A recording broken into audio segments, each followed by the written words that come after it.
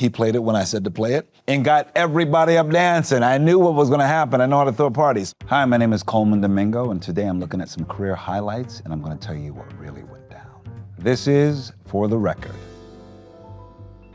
This is the Vineyard Theater production. This is when we were off Broadway.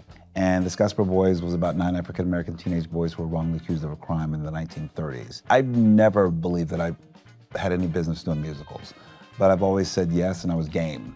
And I literally turned this musical down when they offered it to me, because I was like, oh no, I don't sing like that. I'm a character singer.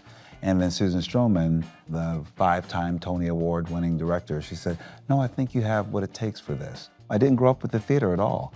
I actually was just a nerd and shy and quiet and on the school newspaper and trying not to get beat up most of my life.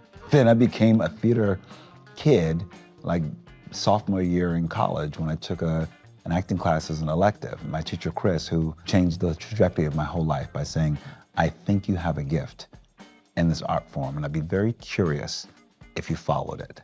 Well, thank you, Chris. That's a picture of me and Raul.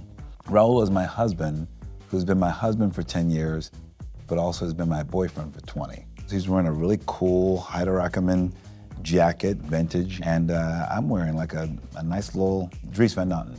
We don't style each other, but we have very strong opinions. I have a stylist, he doesn't have a stylist because he's got a great sense of style. He's very classic. I'm sort of the one who plays with color and pattern and texture. And if you look at a picture of me Easter Sunday, 1976, that floats around the internet once in a while, you will see that I had a good sense of style. The suit that my mother was gonna put me in was too small. She put it on and I grew out of it.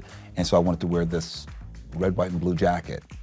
And my mother was just like, oh, no, that doesn't match. And I was like, yeah, but that jacket, I love it, and it makes me feel good. And she said, well, okay, wear what makes you feel good. I think as I've gotten older, I feel like what works for me is feeling effortlessly luxurious. I'm very concerned about tailoring and style, but I don't want to appear to be fussy. Even when I'm like sort of stunting on the red carpet, I always feel like I'm myself. Fear the Walking Dead. This is sort of my re-entry back into the industry, to be honest, because I thought that I had done everything I was supposed to do when I came back from London doing the Scasper Boys. And then along came this joy of Fear the Walking Dead. When my new agent, Elizabeth Wiedersheim, I was just started to be represented by her, and then she got very excited about this franchise, The Walking Dead. And I said, what are you talking about? And then I started to question, I'm like, maybe she doesn't know me. Like, I'm a real theater actor. I have like respectability. So I started to poo-poo on her idea. She said, oh, it's a really cool show. It's a huge franchise, Walking Dead. I was like, I don't know what that is. But then I got the opening monologue for this character, and I felt like I was reading something from Richard III. And I thought, well, this is very different television. In order to do this monologue, I knew it needed a theater actor. I can break this down in beats and size and create something that's really complex. I was a bit of a snob, to be very honest. I know I was. If the material wasn't good, I was like, I'm good. I really, and I don't know where I got this from. Like, I come from, very humble inner city West Philadelphia, working class people, but I always made decisions that were based on my soul and craft and not about money. I auditioned for this, put it on self-tape, and I got cast as a lead of this show just off of a self-tape. It was the first time that ever happened. I sort of didn't play into what I thought the genre was, and maybe that's why I got the role. This is Euphoria, another show that I think changed my career. I met Sam Levinson in the basement of a Sundance party after a film that I had there. He first wrote the role for me in his film Assassination Nation, and that gave us a baseline on how we worked together. He would send me material and say, hey, what do you think about this? Do you have any notes? And so when Euphoria was coming up, he said, I have a role based on the guy who used to be my sponsor. So he started to really write for me. I think Zendaya's best quality as a scene partner is how open she is. We slip in very deeply. It's funny because we're doing some work now on season 3, and it's just easy. It's very easy to listen and respond to her. She's an observer. And that's the part that I know about myself too. I'm an observer. I think that that's her strength. Oh, this is Rustin. Rustin is a true gift. The idea that you have an opportunity to portray one of your personal heroes and sort of bring him out of the darkness of the history books and bring him to light. Any actor worth his grain of salt would run to an opportunity like that.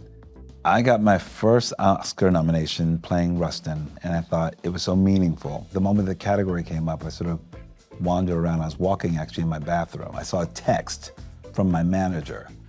And I looked at it and it said, congratulations, Oscar nominee. But I was looking at the feed and they were only getting to right before my name. So the feed was coming into New York and I got a text before my husband heard it. So I already knew, and I'm looking over at him and it says, Colman Domingo, and he literally lays down on the floor in tears. I didn't know how to react, so I think then I just laid on the floor in tears too. It felt like the right thing to do. Then I was greedy and got nominated again for Sing Sing. Ooh, my very first Met Gala, which was just last year. I'm wearing Willie Chavaria, I have beautiful jewelry on. I just felt like I needed to wear a cape because Andre Leon Talley wore capes and my buddy Chadwick Boseman wore a white cape. And I wanted to feel like a dream. I wanted to feel like magic. I wanted to feel beautiful. And I also want to feel masculine and I want to feel like a fantasy. So we did these dreamy, smoky eyes where literally when she was putting on, she's okay, I'm not gonna let you look. And you got to trust me. And I was like, oh, I'm nervous, what am I gonna look like now? And then she said, no, trust me, I got you. And also I'm wearing these beautiful blue, hazily contact lenses, which is possibly tossing to something else I'm doing in the future. Little did I know that I would become the co-chair of the Met Gala the following year, this year. Apparently I made a good impression, which was good. So Anna invited me back. They didn't know they needed a dance party, did they? I look good too. I had no idea they would sit me in the front row of the Oscars, so you cannot not see me. They said, we're gonna do a moment on a commercial break. You have about 1:20. I said, great.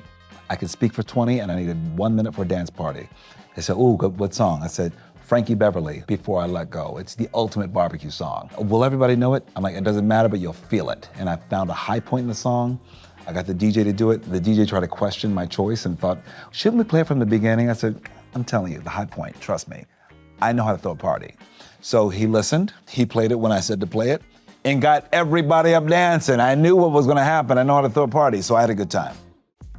The last one is actually the episode that I directed of the 4 seasons. 4 seasons is a gift that I think I needed after, we say work like Sing Sing or Rustin or Color Purple, which is like some real complex soul work. I think I deserved an opportunity to just do a half-hour comedy, to just laugh and wear a really cute outfit, and I look really cute in this picture. Tina has the darkest, wittiest sense of humor, and I love it because you never see it coming. Because she looks very straight-laced, but then she'll get you with a zinger, and it's always, she really is masterful with comedy. Will Forte is just a nutball. He's nuts, and I love him. I'm always like looking at him like, what are you thinking? Because it's always a little left of what you think he's gonna think. And then Marco Cavani is just nothing but love and really silly. Who I think is just a natural storytelling is Carrie Kenny Silver. She's a discovery. She's so sweet, and she's got the sweetest sort of like baby doll voice. And then she drops it into this deeper voice that's there too. She's like 20 people wrapped up in one, and you never know what you're gonna get. I think she's the best storyteller out of all of us. She tells a great story. Thanks for watching. Be sure to watch the 4 seasons only on Netflix.